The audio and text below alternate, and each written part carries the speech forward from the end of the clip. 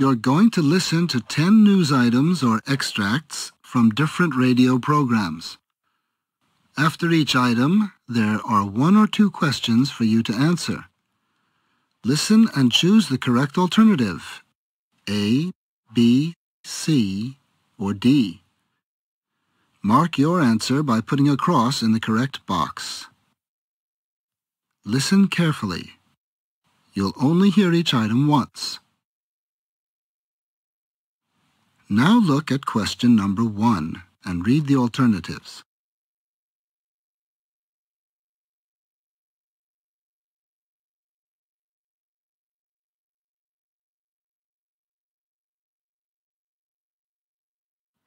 A woman has escaped unscathed after free-falling 5,000 feet when her parachute failed to open in Malaysia.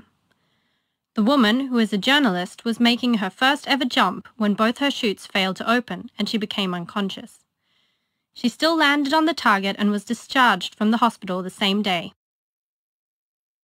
Please mark the correct alternative for question number 1.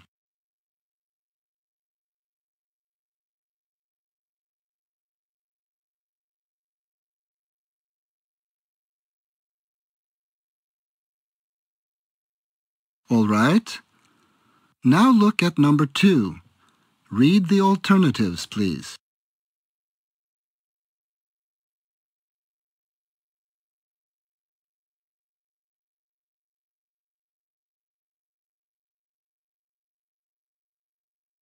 After noticing that a big package of shoelaces were missing from their kitchen, the owners of 8-month-old Toffee, a Basset Hound puppy, rushed their little dog to her veterinarian. Owner Anita Stevenson says, "I had been shopping and bought a pack of shoelaces. Coming back home, I realised I was late to pick the children up from school, threw the laces on the table without thinking and dashed out. When we came back, the packaging was on the floor and no sign of any shoelaces. At the dog doctor's, a scan showed they'd ended up in Toffee's tummy." Realising Toffee had swallowed 12 sets of shoelaces, vets carried out emergency surgery on her. According to the vet, it was a good thing the laces had knotted in her stomach and not travelled further down and tangled up in her intestine. Toffee is now recovering at home, where all laces are now safely locked away. Now answer question number 2.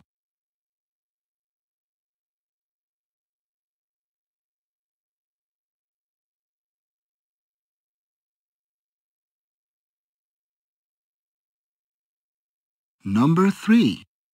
Listen and choose the correct alternative.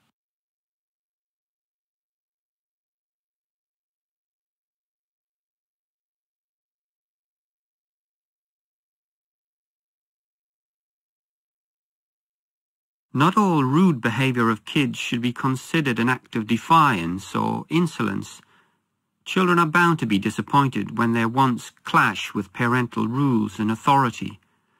Therefore, adults should expect and allow a certain amount of grumbling when you're telling a child to do something or enforcing limits.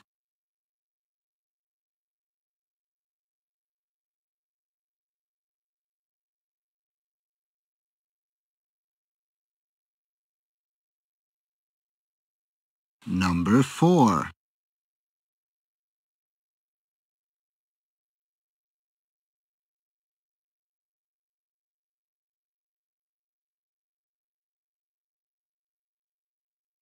Although decorative, Canada geese become harmful in flocks. They eat away the greensward in public parks and cover it in noxious droppings, and they even pose a major threat to human life through strikes on large passenger aircraft. Yet attempts to control the geese by shooting them have met with furious opposition from animal rights activists.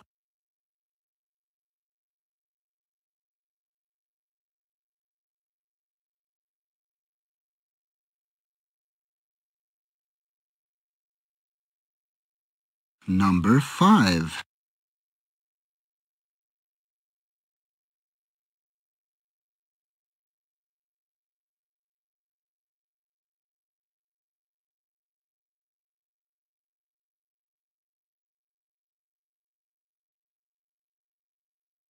Most doctors, whose patients are children, take a pride in providing waiting rooms equipped with soft toys for the toddlers and building bricks and puzzles for the older ones.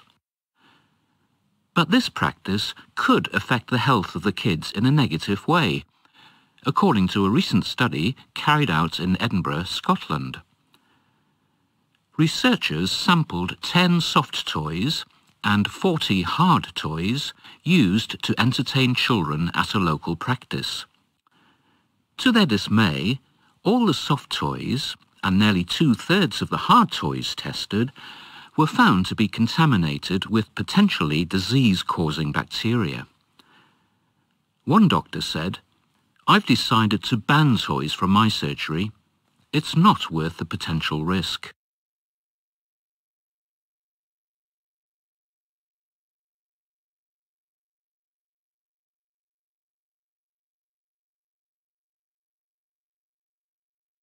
Number 6.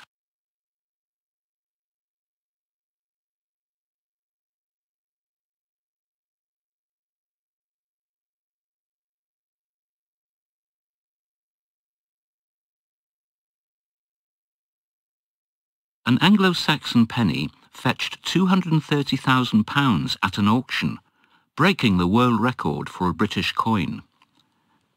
Specialists at Spink Auction House in London had expected it to fetch between £120,000 and £150,000. American collector Alan Davidson bought the pure gold coin, which was found with a metal detector near the River Ivel in Bedfordshire in 2001. Says Davidson, "Sure, it was a lot of money, but it's worth every single dime. It is the only known coin to bear the name of King Cornwulf of Mercia, and to show a clear regal design, a distinct picture of the king."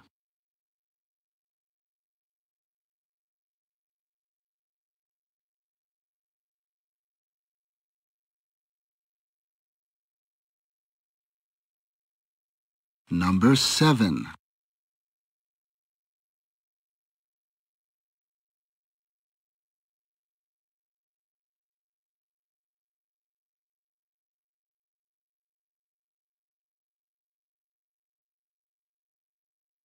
Ever heard of the Amur, the rarest cat in the world? The Amur leopards live along a stretch of Russia's east coast. There are only 30 Amur leopards left in the wild, and actually there are now more of the cats living in captivity than in the wild. Now Russia has agreed that a pipeline can be laid in the cat's only remaining habitat. Experts say this could be a disaster for the leopard and are asking the Russian government to rethink the plan. Forest fires and expanding towns have already pushed the big cat towards extinction. The pipeline will pass through this area, and experts working with the Zoological Society of London say this could wipe out the creatures for good.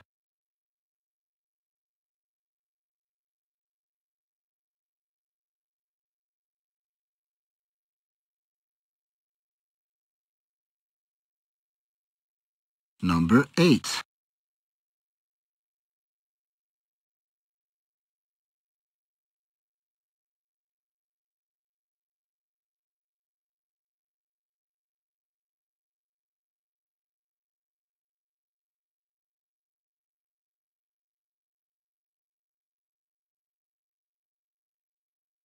For the Maasai people in Kenya, cattle are much more than just walking hamburger factories. Instead, they are held in the greatest respect as the source of wealth and status. Foot and mouth has been endemic in Kenyan cattle herds for as long as anyone can remember. But a discovery of a fresh outbreak of this or any other disease does not see hordes of panicked herders calling in the men in white suits. Instead, they set about the quiet process of nursing their animals back to health.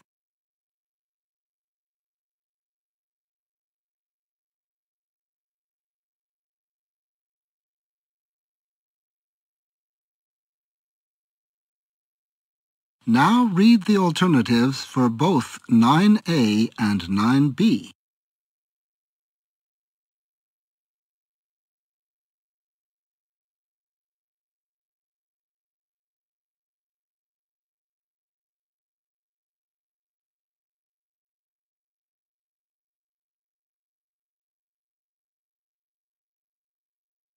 I expect, to most people, the croak of one frog probably sounds much the same as another, but apparently at least one species of frog has developed a regional accent in its mating calls. The finding was made by Julia Wycherley during a project to return an extinct species of pool frog to the wetlands of East Anglia.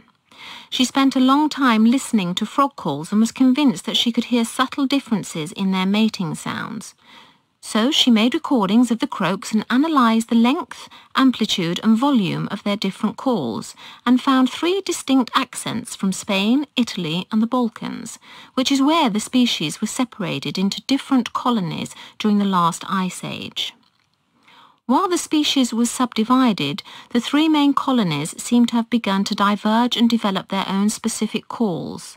Fossil evidence has shown that the extinct East Anglian pool frogs originally came from the Balkans.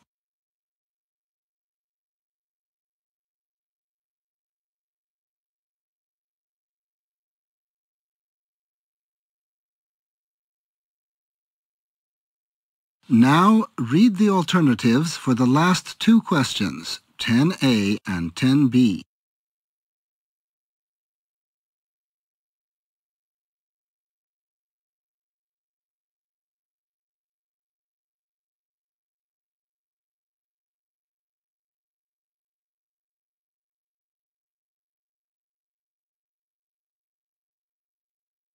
A Glasgow writer and stand-up comedian is waiting to learn if he has clinched a world record for telling stories continuously for 36 hours. James Campbell, 27, started his storytelling session in Inverness at noon on Friday. Moving across Scotland, telling tales on trains, in theatres, in bookshops, libraries and all-night cafes, he completed his record bid in Glasgow just after midnight.